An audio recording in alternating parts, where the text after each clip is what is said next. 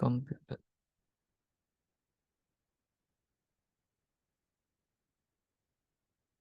Nah, kita balik lagi ya. Nah, kita ngebahas PT Sugus. Kemarin udah dijelasin. Apa itu PT Sugus? PT yang bergerak di bidang farmasi. Nah, setiap ngaudit, kita menetapkan risiko audit dulu. Dari risiko bawaan, inherent, terus kontrol, terus detection. Inherent itu risiko yang melekat. Kayak misalnya kas, ya. Akun kas, risiko melekatnya ya volumenya. Terus itu juga rawan. Nah, itu risiko yang melekatnya. Risiko pengendalian juga, kasnya itu risikonya bisa dicuri, sehingga perlu ada mekanisme pengendaliannya. Namun juga ada risiko pengendalian yang gagal, itu control risk. Deteksi juga, kita sebagai auditor ada risiko nggak bisa mendeteksi deteksi ketidakwajaran. Gitu. Selalu ada 3 itu ya. Nah, metodenya nggak dibahas. Nah, sekarang kita fokus di piutang usaha dan penjualan PT Sugus. Nah, program auditnya atau langkah-langkahnya, terus tujuan auditnya yang mau kita bahas, kita jalanin di siklus piutang dan penjualan. Itu yang pertama, validity dan ownership kepemilikan. Nah, jadi piutangnya itu yang dimiliki PT Sugus itu benar-benar miliknya PT Sugus, bukan milik orang lain. Ya bisa aja piutang yang diakuin oleh PT Sugus itu merupakan piutang PT milik kita misalnya. Terus semua tagihan perusahaan telah dicatat dengan lengkap. Ini completeness. Terus cut off-nya itu pisah batas, maksudnya transaksinya itu dicatat pada periode yang benar. Misalnya Desember 2017 ya Desember 2017, nggak usah dialihin atau ditunda nyatetnya jadi Januari 2018 gitu. Atau transaksi 2018 harusnya itu dimajuin ke transaksi 2017. Nah, itu nggak boleh juga. Itu merupakan fraud, ketidakbenaran, dan kecurangan. Fraud dan kesalahan itu bedanya di motif kesengajaannya. Kalau fraud itu sengaja salah, walaupun itu tahu salah. Nah, kalau kesalahan itu suatu kesalahan yang nggak sengaja gitu. Itu error gitu. Dan nanti kalau teman-teman jadi auditor, itu misalnya teman-teman nemuin tanda-tanda fraud itu, nah teman-teman bukan yang laporin ke polisi ya. Jadi teman-teman ngasih saran ke manajemen. Ini menurut kami berdasarkan pemeriksaan terus pengumpulan bukti ada salah satu potensi fraud atau fraud yang mungkin telah terjadi ke manajemen gitu. Manajemen kontrolnya, manajemen puncak gitu. Jadi bukan teman-teman yang langsung ke polisi gitu. Biasanya sih didiskusin ke internal dulu sih, ke manajemennya gitu. Itu completeness dan cut off. Jadi semuanya itu udah lengkap, dicatat atau belum. Nah, nanti kita cek gitu. Terus valuation itu nilainya. Piutangnya itu nilainya udah benar atau belum, udah wajar atau enggak. Terus pengungkapannya juga, apakah piutang itu pengungkapannya udah benar, udah wajar atau enggak gitu. Pengungkapan itu maksudnya ya dilaporin atau enggak, udah bagus atau tidak wajar gitu, atau enggak wajar. Terus klasifikasinya, apakah piutang itu udah diklasifikasi dengan wajar atau enggak. Misalnya ada harusnya utang malah dijadiin piutang, itu kan nggak boleh. Terus misalnya itu transaksi piutang lain-lain dijadiin piutang usaha, itu kan kurang tepat. Terus ada lagi harusnya itu misalnya persediaan dicatat sebagai piutang, itu kan nggak boleh. Itu klasifikasi. Nah, itu tujuan audit dari piutang usaha. Nah, dari penjualan sama, ini ownership, terus completeness, akurasi. Akurasi sebetulnya di piutang usaha juga tadi ya. Jadi angka-angka yang dilaporkan dan dicatat itu harus akurat sesuai hitungan matematisnya gitu. Itu akurasi. Terus completeness juga semua penjualan telah dicatat secara lengkap atau enggak. Apakah ada misalnya transaksi yang belum dicatat gitu ya. Terus cut off-nya juga pisah batas itu ini sama kayak piutang. Pisah batas itu maksudnya dicatat sesuai dengan periodenya, enggak memundurkan atau memajukan kayak gitu. Terus klasifikasinya juga apakah penjualan itu dicatat sesuai akun penjualannya atau enggak. Terus akurasinya sama ya. Terus presentation and disclosure itu pengungkapan atau pelaporan. Apakah laporannya itu memadai, wajar atau enggak gitu. Nah, sedikit intermezzo juga, auditnya dulu itu berkembang dari audit basis akun. Jadi dulu itu di auditnya itu metodenya akun. Jadi misalnya di laporan keuangan itu ada akun kas, piutang, persediaan, terus aset tetap, terus aset tak berwujud, terus di liabilitas juga misalnya ada liabilitas jangka pendek, jangka panjang, terus ada utang pajak misalnya, terus utang utang jangka pendek yang akrual, terus ada modal, ada ekuitas gitu ya. Nah, itu satu-satu dicatatin berdasarkan akunnya. Semuanya atau yang menurut auditor itu penting, nah itu diperiksa menurut akun. Misalnya auditor mau ngeceknya akun kas, ya udah akun kasnya dicek satu-satu. Terus ngecek akun persediaan, ya udah persediaannya dicek. Terus di situ ada akun utang. Nah, auditor ngecek akun utang gitu. Terus perkembangan keduanya itu auditnya berbasis siklus. Siklus itu maksudnya auditor ngecek atau melakukan audit berdasarkan siklus bisnis. Yang kita tahu siklusnya di bisnis ada banyak. Ada siklus piutang, piutang penjualan. Terus ada siklus pembelian dan pengeluaran kas dan lain sebagainya. Karena dari situ satu siklus itu nyambung ke beberapa akun. Misalnya ini siklus penjualan dan piutang usaha. Ini kan nyambung ke akun penjualan, akun retur. Jadi satu siklus itu nyambung ke banyak akun gitu. Jadi semakin efektif gitu. Nah, perkembangan yang terbaru audit itu berdasarkan risiko. Jadi auditor itu ngecek ini perusahaannya bergerak di bidang apa. Misalnya kita sekarang lagi ngaudit ceritanya PT Sugus. Nah, PT Sugus ini kan bidangnya farmasi. Nah, apa sih core bisnis atau bisnis inti dari farmasi? Misalnya penyediaan obat misalnya. Terus klaim klaim dari pasien. Terus piutang ke pemerintah atas BPJS misalnya. Nah, itu risiko-risiko core bisnis itulah yang dinilai risikonya. Risiko paling tinggi untuk mempengaruhi siklus si farmasi. Nah, auditor akan fokus ngaudit ke situ gitu. Jadi dinilai dulu apa yang inti dari bisnisnya, intinya apa, bisnisnya bergerak di bidang apa.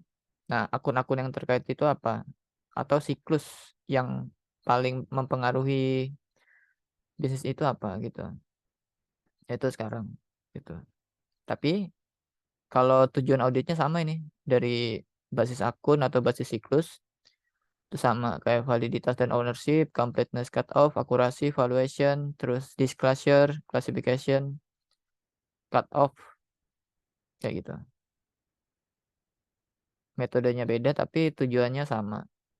Nah, untuk mencapai tujuan ini ada program audit namanya. Gitu. Nah, program audit ini tertuang dalam prosedur audit.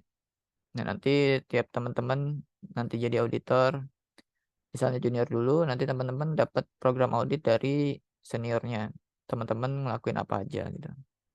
Misalnya minta daftar piutang, program auditnya, terus melakukan konfirmasi kepada pelanggan gitu.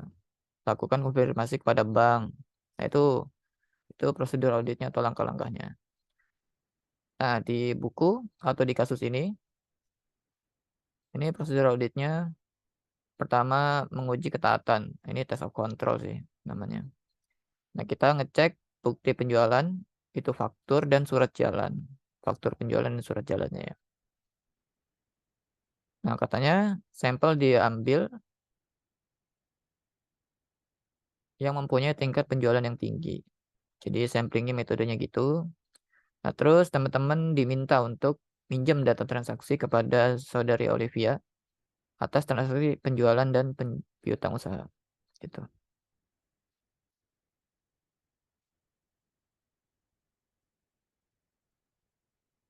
Nah, ini teman-teman juga harus dapetin dari saudari Esther. Apa yang didapetin yaitu daftar pelanggannya. Ini buku besar buku besar pembantu piutang dari Esther. Terus nanti teman-teman cocokin di buku besar. Jadi General Ledger dan buku besar pembantu piutang. Sejarahnya udah kemarin ya. Berdiri di 2011. Nah, ini struktur organisasi PT Sugus. Sekarang kita lagi ngaudit siklus piutang dan penjualan. Nah, di sini nanti kita perlu kenalan atau komunikasi sama orang yang bagian kasir, piutang, billing. Terus ada juga bagian penjualan, administrasi penjualan. Terus udah sih ya, itu. Nah, nanti teman-teman pas ngaudit juga harus dapat kontaknya, PIC-nya. Kebijakannya sama kayak kemarin ya. Oh, sorry.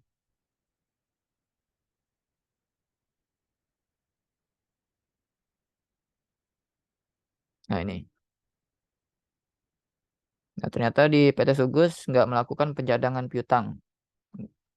Ini bahaya ya sebetulnya. Dan nggak boleh sih sebetulnya. Kalau sekarang ya. Sekarang itu teman-teman kalau lagi bekerja di perusahaan, terus megang bagian piutang itu harus melakukan cadangan piutang. Atau megang bagian akuntansi lah. Nah, teman-teman harus ngelakuin cadangan piutang. Gitu. Cadangan piutang itu estimasi piutang nggak tertagih. Gitu. Karena kalau nggak ngelakuin cadangan itu nanti pas piutangnya benar-benar nggak tertagih, bebannya jadi tinggi di satu periode. Kalau cadangan itu bikin beban dicicil gitu. Misalnya tiap bulan, misalnya ada piutang 200 juta, terus dibikin estimasi nggak tertagih. Nah, tiap bulan misalnya dicicil atau dianggap nggak tertagih 2 juta, terus 2 juta, 2 juta. Nah, gitu. Akhirnya di tahun itu yang nggak tertagihnya 24 juta, sisanya 176 misalnya. Terus ternyata di tahun kedua benar-benar nggak bisa ditagih. Berarti kan beban piutang tertagihnya di periode kedua itu jadi 176 juta aja. Tapi kalau misalnya nggak melakukan cadangan, itu langsung gede 200 juta gitu. Gitu. Jadi kurang kurang kurang baik laporannya. Nah, ini sistem informasinya teman-teman harus pelajarin. Kalau perusahaan itu ada SIA kayak gini bagus sih. Ini urutan dokumennya, penjualan tunai itu kayak gimana. Ini urutan 1, 2, 3 sampai 5 ini tembusan. Jadi faktur penjualannya ada 5 rangkap. Yang pertama biasanya itu buat pelanggan, terus bagian kedua akuntansi, yang ketiga gudang, 4 sampai 5-nya arsip. Gitu. Terus lanjut ya. Sebentar. Nah, akuntansi itu ada 3 kalau mau nyatet setidaknya. Jadi nggak cuman bukti pembayaran aja, kwitansi pembayaran atau bukti transfer. Nah, akuntansi harusnya ada 3 dokumen atau minimal 2. Yang pertama itu faktur atas penjualannya. Jadi rincian barangnya. Terus surat jalannya. Surat jalan itu surat untuk mengantarkan barangnya. Gitu. Terus BPB itu bukti penerimaan barang. Ini BPB bisa digabung sama surat jalan. Kalau surat jalannya ditandatanganin oleh si customer, biasanya ada bagian pengantar, terus ada yang tanda tangan menerima, gitu. Karena transaksi baru bisa dicatat harusnya ketika barangnya udah sampai, gitu. Nah, indikator barang udah sampai ketika surat jalannya ditandatangani yang menerima atau customernya. Kalau barangnya belum sampai, nah ini harusnya nggak boleh dicatat dulu sebagai penjualan, gitu. Karena risiko barangnya masih ada di si penjual. Nah, biasanya di sini celahnya sih, barang belum diterima, udah akhir tahun, dicatat aja sebagai penjualan. Nah, di sini fraudnya nih. Seperti yang udah didiskusin kemarin, saya sharing sedikit info kemarin. Nah, itu biasanya kalau manajer itu ada mekanisme bonus dari persentase penjualan. Nah, itu dia biasanya yang ingin dicapai oleh manajer. Kenapa? Penjualan itu dicatatnya cepet-cepet, walaupun kasnya nggak diterima ya. Walaupun penjual customernya belum bayar gitu. Tapi kan kalau penjualannya itu diakuinnya banyak, nah penjualannya kelihatannya tinggi. Nah, penjualannya tinggi di akhir tahun sebagai penilaian kinerja atau KPI. Nah, ini bisa bikin bonus juga. Makanya manajer-manajer penjualan itu celahnya di situ sih. Nah, perusahaan-perusahaan harus aware sama hal ini, terutama teman-teman yang bekerja di bagian kontrol gitu. Nah, ini. Jadi ada intinya bagian akuntansi itu minimal ada dua, faktur penjualan sama surat jalan atau bukti penerimaan barang gitu. Baru bisa ngejurnal. Itu yang bagus. Nah, kalau penjualan kredit biasanya ada ini otorisasi dulu. Jadi misalnya kita ngejual ada pelanggan yang meminta kami bayarnya nyicil atau kredit. Nah, biasanya yang bagus itu ada otorisasinya. Dinilai apakah pelanggannya layak atau enggak kayak gitu. Biasanya ada yang kayak gitu. Kalau layak maka lanjut proses penjualan kalau di ACC. Kalau nggak di ACC ya nggak layak. Misalnya ada pelanggan yang nunggak terus atau sebelumnya nggak bayar-bayar, udah 5 kali transaksi. Nah itu biasanya manajer nggak ACC tuh. Gitu. Nah ini siklus piutang dagang, pembelian kredit nggak usah ya. Nah masuk ke kasusnya. Ya udah sharing ya.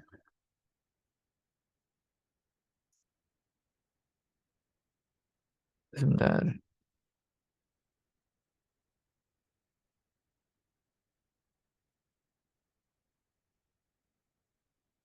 Atas nama Zumam, apa udah kelihatan Excelnya? Zumam Arifin, Iya Kak, kelihatan. udah kelihatan ya? Oke, makasih. Nah ini Excelnya. Jadi teman-teman ketika ingin mengaudit, nanti dikasih prosedur audit atau program audit ini. Pertama, kita diminta daftar piutang, terus kedua kita minta pelajarin kebijakan akuntansinya.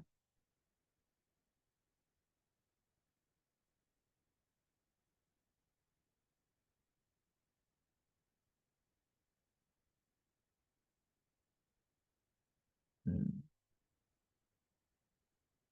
ini juga masih ada kayaknya. Oh iya. Nah ini, nah ketika kita udah dicentang, terus analisis rasio, misalnya udah kemarin, kita kan ngebandingin di pertemuan pertama. Pertemuan pertama itu ngebahas tentang saldo 2018 dibandingin sama 2017. Terus konfirmasi, nah ini nanti kita bahas di indeks EE kalau nggak salah. Jadi kalau udah teman-teman kerjain itu, kalau ada indeksnya, tulis indeksnya, misalnya EE.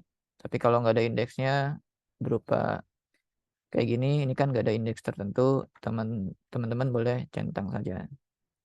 Nah, nanti teman-teman tanda tangan di sini ya. Ini printan bisa atau berupa Excel kayak gini doang bisa. Tapi kalau berupa printan, teman-teman tanda tangan. Sudah. Paraf. Misalnya gitu. Nah, yang pertama ketika ngaudit kita menguji test of control dulu. Kita bikin KKP kayak gini ya. Ini namanya schedule pendukung. Nah, sekarang teman-teman kenal dengan schedule pendukung. Schedule pendukung itu schedule yang mendukung schedule utama. Schedule utama itu ngebahas per akunnya. Jadi schedule utama di sini pertama penjualan PL ini. Ini schedule utama namanya PL1. Nah, schedule utama yang kedua itu piutang. Gitu. Schedule pendukungnya itu yang mendukung masing-masing schedule utama. Misalnya PL1 ini didukung oleh PL11. Nah, ini PL11 itu apa? Schedule utama tentang uji pisah batas. Terus didukung juga oleh schedule pendukung TOC, Test of Control. Jadi hal pertama kita akan mengetes pengendalian atas penjualan dan piutangnya. Kalau ini penjualan kayaknya. Nah, ngedukungnya dari sini. Kita ngetesnya. Jadi pertama kita ngecek faktur penjualan dan surat jalan. Itu. Nah, dokumennya nanti teman-teman cari di kliennya surat jalan dan faktur penjualan. Nah, ini surat jalan. Surat jalan, ambil sampelnya aja. Nah, yang nentuin sampel biasanya senior. Tapi kalau seniornya nggak terlibat, biasanya teman-teman cari aja yang menurut teman-teman itu transaksi yang paling gede misalnya. Tapi biasanya didiskusiin sama senior sih metodenya. Itu masing-masing KP punya kebijakan yang beda. Nah, ini faktur penjualan, ini surat jalan. Nah, ini sampelnya ya. Nggak semua kita cek. Jadi kalau kita ngaudit sebagai auditor eksternal itu berdasarkan sampel. Tapi kalau auditor internal, wah itu 100% sih di auditnya. Itu. Dan bedanya internal sama eksternal itu, kalau internal itu harus semuanya pertama. Kalau eksternal itu nggak semuanya sampel aja. Jadi menilai kewajaran kalau eksternal. Wajar. Tapi kalau internal itu kebenaran. Gitu. Bedanya kebenaran itu ya semuanya itu harus benar. Misalnya 10.000 dikali 4 itu benar nggak 40.000. Nah, kalau auditor eksternal itu nggak semuanya dicek. Itu cuma sampel kayak gini. Kalau internal itu semuanya dicek. Faktur penjualan 1, 2, 3. Misalnya ada 10.000 transaksi ya auditor internal ngecek. Tapi tentunya dibagi per periode. Misalnya tiap bulan dicek atau tiap transaksi dicek. Biasanya sih gitu. Tapi beda-beda sih. Tapi intinya gitu ya. Auditor internal itu biasanya dituntut untuk ngecek semuanya. Soalnya situ ada verifikasi juga. Tapi kalau eksternal itu ngambilnya beberapa aja atau sampling aja gitu. Nah, kewajaran itu juga misalnya kita menilai seseorang itu sehat atau enggak misalnya. Nah, indikatornya misalnya kalau orang itu kehilangan satu helai rambut itu nggak terlalu mempengaruhi kesehatannya. Terus misalnya kehilangan 10 helai rambut juga itu nggak mempengaruhi kesehatannya, nggak signifikan. Tapi dibandingin sama seseorang itu kehilangan satu jantung, nah itu kan sudah tidak sehat dan bahkan mati gitu ya. Nah itu auditor eksternal kayak gitu. Jadi memeriksa hal-hal yang signifikan. Kalau hal yang signifikan itu tidak benar atau tidak tidak sesuai, nah itu jadi opininya kurang baik atau memberikan opini yang tidak wajar gitu. Tapi kalau misalnya ada kesalahan tapi itu masih bisa ditoleransi, itu tidak material, di audit kita juga mengenal materialitas. Nah, itu biasanya auditor masih bisa memberikan opini WTP itu ya. Nah, itu dari segi materialitasnya. Oke, kita balik lagi. Jadi pertama kita mengetes kontrolnya dulu, tes of control. Teman-teman masukin surat jalan, ini SC-nya itu 229, masukin ke TOC. Nah, ini nomornya 229, tanggalnya juga 26 Desember 2018. Oh sorry, ini oh ya surat jalan betul. Itu ya. Nama pelanggannya siapa? Nah, PT Zaira. Masukin PT Zaira gitu. Nah, surat jalan udah yang 229. Nah, sekarang apakah ada lagi? Ada lagi. Sorry, 229. Iya, betul. Terus yang kedua, sampelnya 230 tanggalnya 26 Desember. Terus nama pelanggannya Forbox. Nah, Forbox dimasukin ke sini. Jadi sampel surat jalan dimasukin ke tabel schedule pendukung ini TOC. Itu ya. Nah, ini juga teman-teman cek otorisasinya ada atau enggak. Otorisasi itu tanda tangan persetujuan. Ternyata ada. Kalau ada cek. Terus bukti pendukung itu nanti ada faktur penjualan. Oh, kebalik ya. Faktur penjualan itu bukti pendukungnya surat jalan. Nah, sekarang sudah di-input semua. Sudah teman-teman data sampai 233. Nah, sekarang faktur penjualannya. Faktur penjualannya juga di-input. FP29. Nah, di sini tanggalnya itu 26 Desember. Masukin ke sini. Nama pelanggannya Zaira. Zaira. Kebetulan sama ya. FP sama SC-nya. Nah, otorisasinya juga ada. Udah lengkap. Nah, bukti pendukung ada surat jalannya. Footing. Nah, ini. Footing itu kita hitung ulang. Jadi kita bikin tabel lagi di bawah. Kita hitung ulang. PT Zaira, FP-nya 229, tanggalnya 26 Desember. Kita hitung ulang. Kuantitasnya 8.600 kg. 8.600 kg. Harganya 16.765. Jumlah harganya 144, 181. Sorry. 144, 181 ya. Nah ini. Ternyata dia ngitungnya 144 ya. Nah, kita ngitungnya 144, 179. Nah, aneh nih. Dari sini udah aneh. Terus ada PPN 10%. Waktu itu 2018 masih 10% ya. Belum naik 11%. Nah, kita hitung. Ini kita hitung sendiri nih, hitungan kita. Nah, total hitung kita ternyata jumlah harga ditambah PPN. Jadi 158, 596, 900. Wah, ini udah beda ya. Nah, kita masukin juga total harga menurut klien ternyata 158, 600. Apakah ada selisih? Ada ternyata. Kita hitungnya cuma 158, 500 sekian. Klien malah ngitung 158, 600. Jadi ada selisih 3.100. Nah, keterangannya tidak sesuai. Karena ketika kita hitung ulang, itu selisih. Nah, ini salah satu bukti juga, bukti perhitungan ulang. Jadi selain ada bukti dokumen di bukti audit, ada juga bukti hitung ulang. Ini juga bukti nih. Gitu. Jadi teman-teman juga perlu ingat di review di kelas auditing, bukti itu ada banyak, nggak cuma dokumen aja, ada bukti hitung ulang, ada bukti konfirmasi nanti ketika di piutang, terus ada bukti wawancara, terus ada bukti observasi. Nah, gitu. Karena kan arti dari bukti itu segala sesuatu yang bisa meyakinkan kita gitu. Tuh.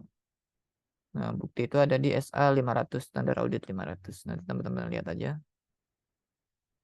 Nah, sudah tidak sesuai, maka footingnya kita silang. X. X ini boleh. Ini jenisnya wingding ya. Nah, X gitu ya. Footing atau menghitung ulangnya tidak sesuai. Maka kita silang. Gitu. Terus Terus Fourbox-nya di faktur penjualannya. Yang kedua ini Fourbox ya. Masukkan Fourbox di sini. Terus tanggalnya juga 26 atau 28 ini. Oh, 26 Desember. Itu ya. Jumlahnya menurut dia 90 juta. Nah, kita hitung ulang. Apakah footingnya benar atau enggak? Fourbox. Kuantitasnya 5.000 kilogram. Terus jumlah dolarnya $4 per unit. Nah, ini. Jumlah USD-nya 20.000. Maka dalam rupiah berapa? Nah, asumsinya di sini Rp1 itu 15.000. Jadi kita kalikan dulu 5 kali $4, $20.000. Dan $20.000 dikali 15.000 dikonversi. Ternyata dalam rupiah kita hitungnya 300 juta. Nah, karena dia sifatnya ekspor ke Fourbox ke luar, maka nilai PPN-nya 0%. Gitu. Jadi nggak ada PPN. Maka totalnya 300 juta. Gitu. Nah, menurut klien gitu 90 juta. Waduh, ini bedanya jauh banget ya. Tidak sesuai. Maka footingnya disilang di tabel schedule TOC ini test of control. Gitu. Nah, terus lanjut faktur penjualan siapa ini? 231 Krakatau. 231 Krakatau. Tanggalnya 28. Menurut Krakatau totalnya 11 juta. Sorry, menurut klien ya. Nah, footingnya kita hitung ulang. Krakatau 231 28 Desember. Kuantitasnya 500 kilo. Nah, ini nih, kayaknya dia 20 ribu harga satuannya. Ini aneh banget kliennya ya. Jadi kita anggap 20 ribu aja. 20 ribu dikali 500, 10 juta. Terus PP-nya 10%, 1 juta. Maka totalnya 11 juta. Menurut hitungan kita dan klien 11 juta sama, maka footingnya centang. Nah, ini catatan juga kita tandain ke kliennya. Ini apakah benar salah ketik atau memang harganya 20. Nanti kita konfirmasi. Tapi di sini nggak bisa konfirmasi ya. Nanti teman-teman kalau ngaudit konfirmasi juga ke klien. Ini 20.000 atau 20 gitu. Tapi asumsiin mungkin salah ketik. Jadi teman-teman 20.000 gitu. Nah, terus faktur penjualan berikutnya itu dari Royal. Ternyata dia ekspor juga nih kayaknya. Di USA. Royal nomornya 232. Kuantitasnya 10.000. Harga per unitnya sama $4 kayak tadi. Maka kita hitung 4 kali 10.000 maka $40.000. $40.000 berapa rupiah dikali 15.000 ternyata 600 juta. Menurut klien hitungannya 182 juta. Wah, ini beda jauh lagi ya. Kita hitungnya 600 juta, klien 182. Selisihnya 418 juta, tidak sesuai. Kalau tidak sesuai, kita silang gitu. Terus faktur penjualan lainnya masih ada nomornya 233, terus sejahtera, sejahtera kita masukin. Kuantitasnya itu 1.000, harga per unitnya itu 20.000. Nah, ini kayak tadi ya. Kayaknya ini salah ketik dia itu kliennya. Nah, maka kita kalikan 1.000 kali 20.000, 20 juta. Nah, PPN 10% 2 juta, totalnya berarti 22 juta. Total klien 22 juta, berarti sesuai, tidak ada selisih, maka footingnya itu centang gitu. Sorry, yang Krakatau ya. Ini apa ya? Oh, sejahtera, sejahtera ya, sesuai. Nah, yang ini uji pisah batas nih kayaknya ini dia. Fakturnya nggak ada ya kayaknya. Nah, itu. Faktur penjualannya udah nggak ada lagi. Ini bukti bank masuk. Nah, kesimpulannya dari schedule test of control atau uji kontrolnya ada hal-hal yang menurut kita krusial, yaitu pertama selisihnya ada 3.100, terus ada 210 juta, terus 418 juta. Nah, maka kita buat catatan pemeriksaannya. Catatan untuk menyesuaikan.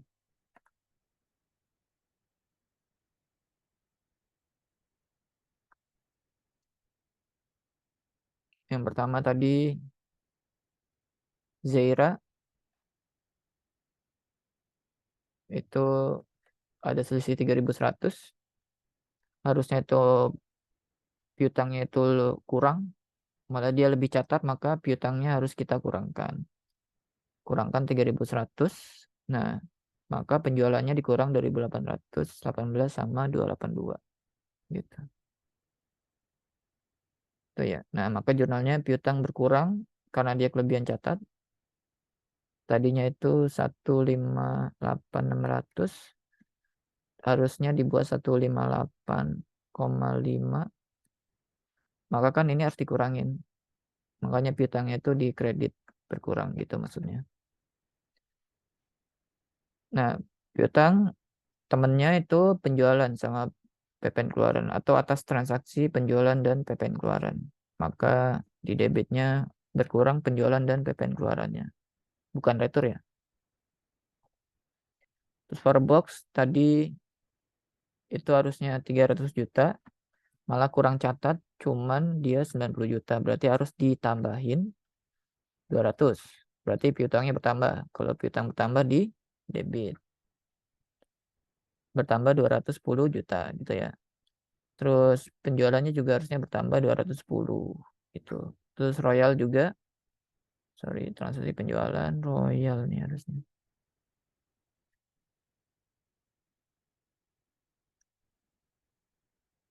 Nah, harusnya tadi 600 juta, tercatatnya cuma 182. Nah, ada selisih 182 dikurang 600 itu 418, maka kita harus tambahin 418. Maka piutang bertambah di debit gitu. Nah, selain dari meriksa surat jalan dan faktur penjualan, ternyata di buku juga dijelasin ada yang ini. Ternyata ada tercatat 2 kali. Terus ada juga ini salah catat gitu. Maka kita harus membuat jurnalnya juga. Karena kecatat 2 kali ada selisih 11 juta, maka piutangnya harus kita kurangkan 11 juta gitu. Terus PT Usaha Lancar tadi ada kurang catat, maka piutangnya harus kita tambahkan 198. Harusnya itu 220, tapi cuman kecatat 22, maka harus kita tambahin sebesar 198 gitu.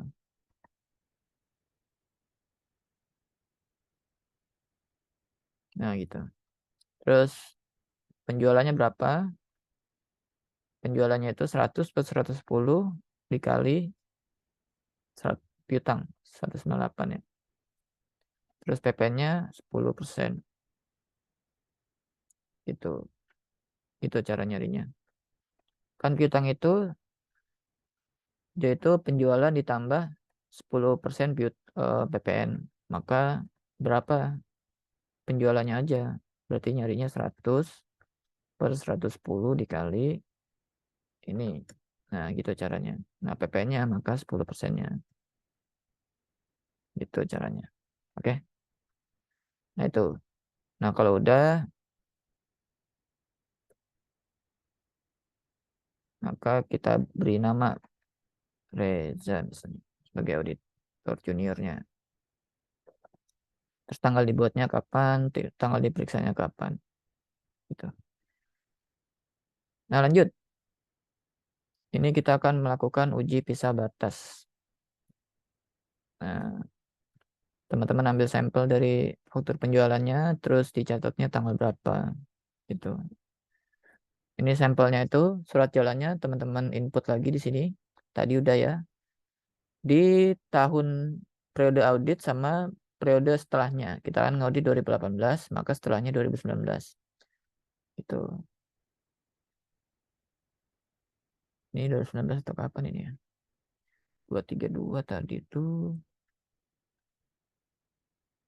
232, oh 18 itu.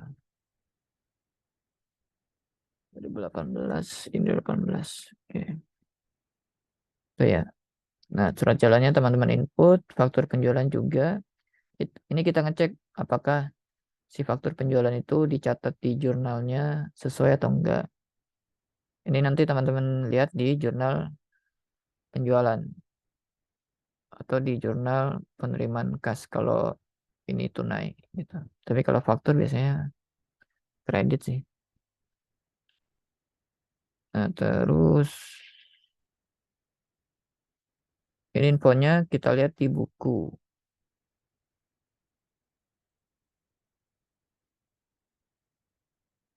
Nah, ini uji pisah batas.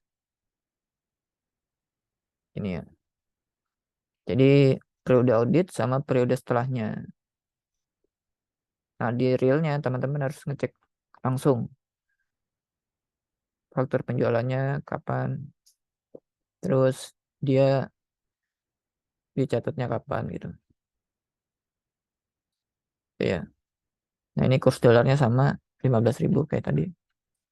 Nah, gitu. Ternyata setelah kita cek dicatat sesuai dengan periodenya yang tepat. Maka sudah.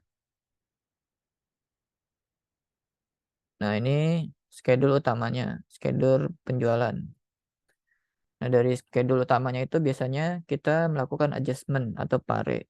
Pare ini proposed adjustment and reclassification entries. Ini P-nya proposed. Jadi kita itu mempropos, menawarkan jurnal penyesuaian dan reklasifikasi.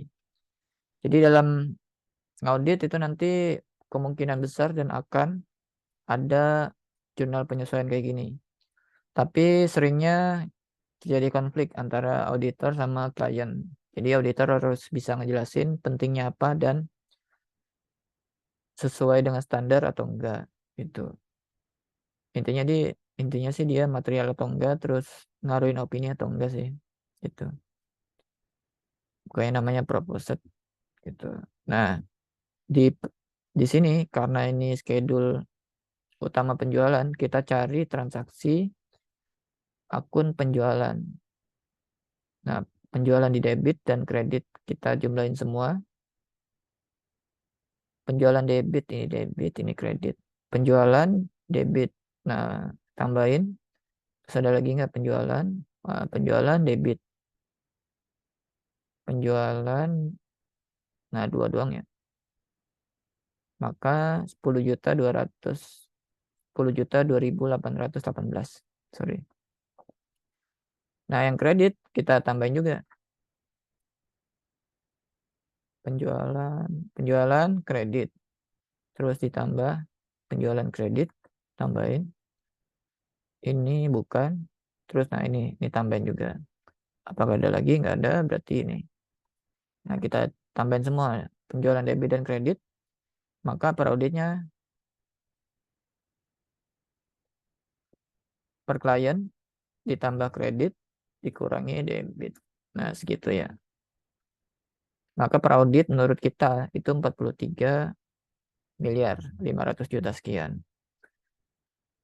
Nah, ini dapat dari refnya jangan lupa diisi PL 11. Oh, sorry itu uji pisah batasnya. Ini TOC 1 tadi.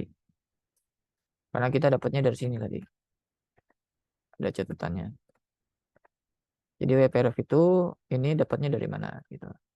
Terus kalau kita ngecek retur penjualan, misalnya ada pare atau adjustment, itu kita isi dari mana sumbernya.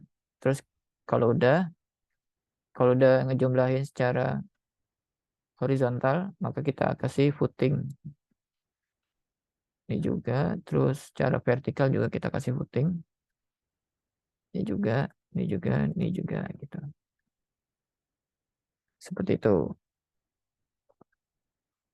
VOC juga kita kasih footing harusnya tadi ya. Footing VO. Kak, ini apa? Oh, times. Nah, VO. Karena kita telah memvouching atau memeriksa ke voucher bukti transaksinya. VO. Itu. Terus warna merah boleh. Ini juga warna merah. Nah, selesai siklus penjualan. Sekarang kita masuk ke piutang. Nah, di piutang itu kita melakukan konfirmasi. Pertama, konfirmasi atas saldonya. Jadi per klien itu saldonya segini, 11.900.000 sekian. Terus piutang lain-lainnya 85 juta. Nah, kita konfirmasi. Pertama kita minta daftarnya dulu ke Bu Esther tadi ya. Daftar piutangnya, lalu kita konfirmasi. Nah, konfirmasinya di sini. Nah, itu contoh surat konfirmasi piutangnya. Ini.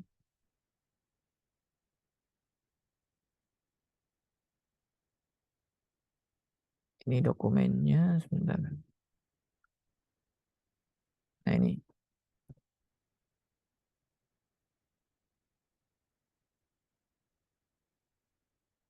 Nah, ini konfirmasinya.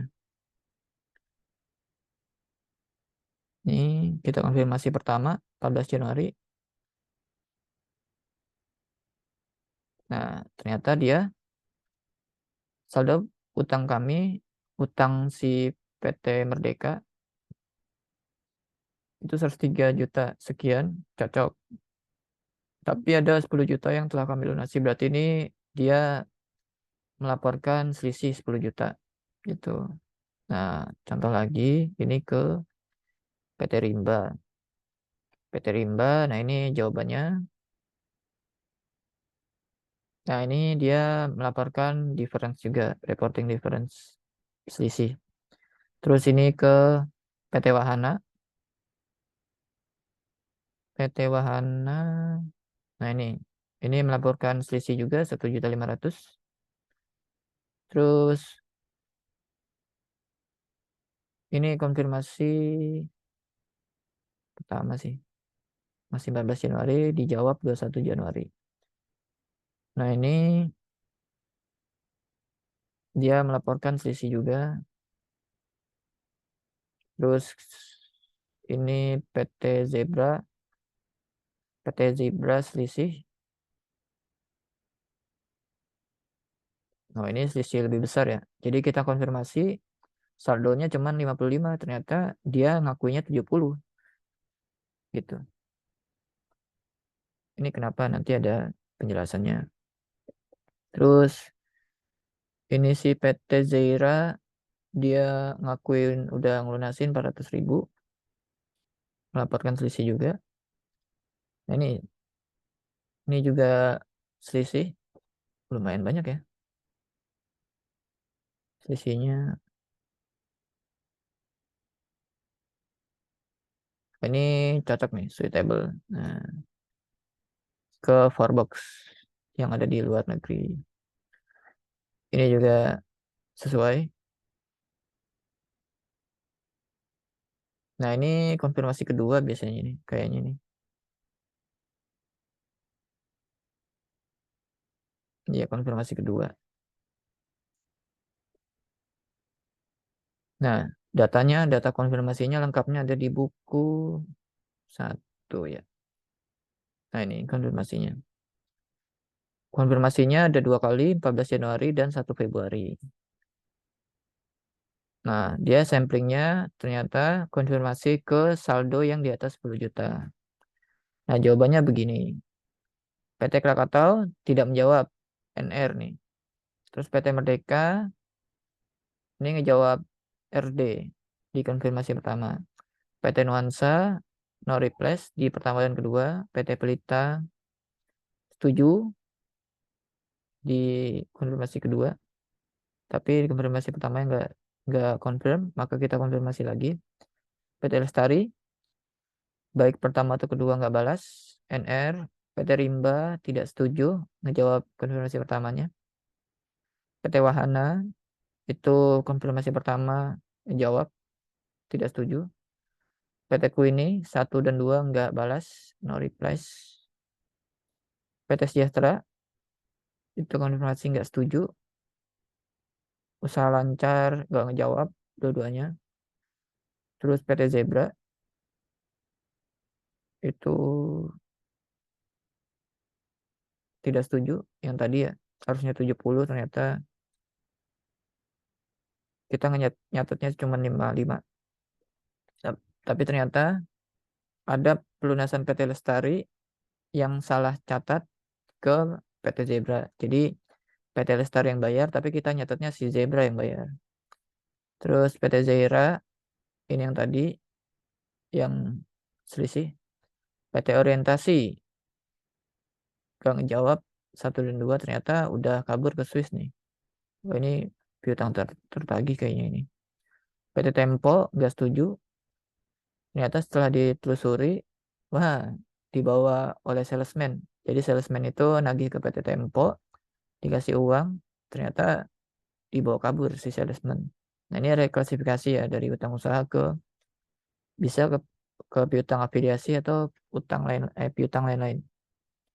Corebox tadi setuju sama Royal. Nah, jawaban konfirmasi itu kita masukkan di sini. Hasil konfirmasi 1 tadi, kalau tidak menjawab NR, terus kalau ngejawab reporting difference atau selisih RD, nggak ngejawab RD, nggak ngejawab NR, sorry. NR, terus kalau selisih RD, NR, kalau cocok confirm. Nah, yang NR harus kita konfirmasi kedua. Ternyata ada yang NR juga nih. Terus NR, NR, NR, NR. Nah, ada yang tadinya NR ngelaporin CB. Cocok, confirming balance. Terus ada lagi NR, NR. Kalau dia udah konfirmasi RD, nggak usah dikonfirmasi kedua lagi. Terus kalau udah konfirmasi cocok, apalagi nggak usah dikonfirmasi yang di kedua. Jadi konfirmasi kedua itu untuk NR aja. Itu. Nah, ini kita jabarin di konfirmasi pertama. Schedule pendukung E1. Nah, tadi yang konfirmasi ada 2, yang konfirmasi cocok, terus yang konfirmasi selisih ada 7, terus yang NR tidak kembali 7, tidak ada yang RPO ya. RPO itu kita udah kirim tapi dikembalikan oleh kurir karena alamatnya nggak ketemu. Nah, total yang dikirim ada 16. Nah, berapa yang konfirmasi? Ada dua customer, jumlahnya kita jumlahin yang CB. Nah, ini kita jumlahin 272. 272 gitu. Persentasenya 272 dibagi yang berjalan. Kalau yang tahun lalu itu kan 8 miliar, maka kita persentasenya ini bagi ini. Gitu. Nah, terus yang difference, yang melaporkan sisi. Nah, kita jumlah lagi.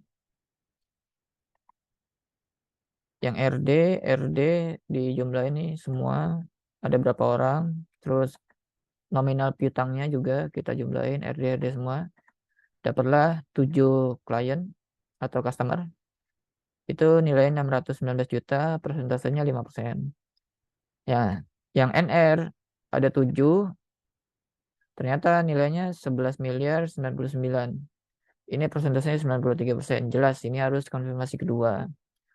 Kalau kayak gini nih, ini harus konfirmasi kedua. Karena yang cocok itu cuma 2% dikit. Tapi yang belum jelas itu ada 93% nih.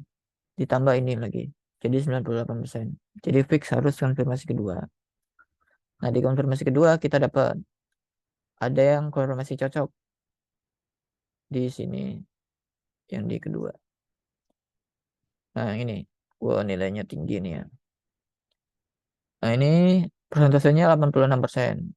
Nah, kalau sudah jelas nih, kalau udah cocok cocoknya banyak persentasenya, maka udah bagus nih. Kalau yang pusing itu, kalau yang si ini, yang signifikan sekali ini nggak balas-balas dan statusnya NR. Nah, berarti mau nggak mau gimana caranya kita harus melakukan prosedur alternatif, bahkan harus datangin langsung ke perusahaannya gitu. Bisa pertama gitu, atau adakah transaksi di tahun berikutnya atau periode 2019 si yang NR tadi yang nggak balas-balas. Kalau ada berarti kita pakai prosedur itu. Kalau nggak ada, waduh, berarti kita harus ke kliennya. Itu. Nah, dari konfirmasi itu kita hitung selisihnya. Nah, ini. Tadi Krakatau ini yang double catat tadi, terus orientasi, yang selisih, PT Lestari yang salah catat, terus usaha lancar. Nah, semua yang selisih-selisih tadi dari TOC, terus dari sini juga yang selisih, kita bikin jurnalnya. Nah, kita rangkum di pare sini, dimasukkan. Nah, oke, tadi PT Wahana kita catat yang belum kita catat. Terus ada juga ternyata barangnya si klien belum diterima karena gudangnya tutup, berarti piutangnya nggak boleh diakuin di 2018. Berarti harus kita kurangin. Terus, nah ini yang harusnya PT Lestari yang bayar, malah PT Zebra. Berarti piutangnya harus ditambah PT Zebra. Nah, PT Lestari dikurangin. Terus PT Zera kita belum catat, maka piutangnya harus kita kurangin. Terus kasnya harus kita catat. Terus tadi yang kabur ke Swiss, itu piutang usahanya harus kita kurangin. Jadi piutang tertagi. Ini beban ya. Beban bisa, piutang tertagi bisa. Kalau dia metodenya cadangan, masukannya cadangan. Gitu. Jadi kalau misalnya ini cadangan, dia nggak masuk beban sih. Tapi karena dia nggak ada cadangannya, maka langsung masuk ke beban. Nah, yang tadi yang dibawa kabur, maka piutang usahanya harus direklasifikasi ke piutang lain-lain. Boleh juga piutang afiliasi. Itu. Nah, lainnya sama, bawahnya indeksnya satu. Nah, rangkumannya di sini. Per klien itu segini. Nah, jika ada pare segini, maka per audit itu per klien ditambah debit dikurangin kredit. Nah, rumusnya gitu semua. Kalau sudah benar ditambahinnya atau dikuranginnya dikasih footing. Footing di sampingnya secara horizontal. Oh ya, karena udah 20.30 ya. Bu Adila udah nge-share. Oh ya udah ya. Jangan lupa absen ya teman-teman.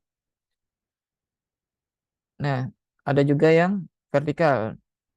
Maka kita footing verified di vertikalnya. Gitu. Nah, total pare di schedule utama ini, schedule pendukung. Ini dibawa ke schedule utama, ke sini.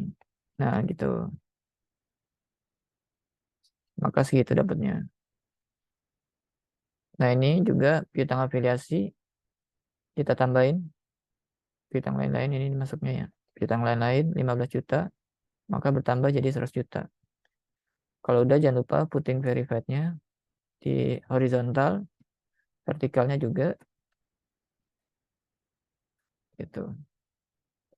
Nah, ini schedule utamanya piutang. Schedule utama, schedule pendukung, konfirmasi, terus per klien juga, terus schedule utama penjualan, schedule pendukungnya TOC, terus uji pisah batas gitu ya. Nah, kalau udah semua program auditnya dilakuin, maka kita centang di prosedur auditnya dan kita berikan keterangan indeksnya kalau kita udah melakukannya. Seperti itu. Oke, dari saya sekian.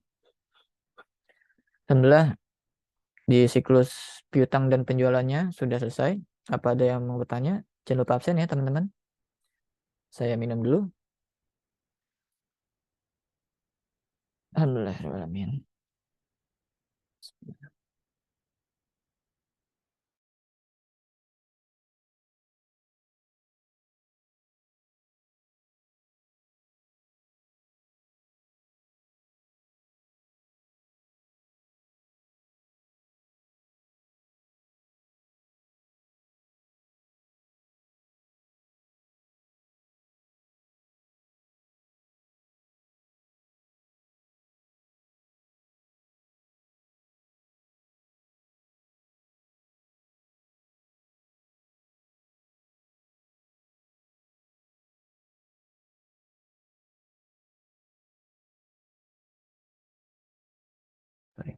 5, 4, 3, 2, 1. Oke, karena tidak ada yang bertanya, maka saya akhiri kelasnya. Terima kasih atas atensi teman-teman. Jangan lupa tugasnya dikerjakan. Tugas kemarin. Nah, hari ini nggak ada tugasnya. Nanti PPT-nya saya share sama Excel-nya. Excel KKP-nya atau working paper-nya, WP-nya. Sekali lagi, terima kasih atas perhatiannya. Nah, tetap semangat teman-teman untuk menjalani kuliah.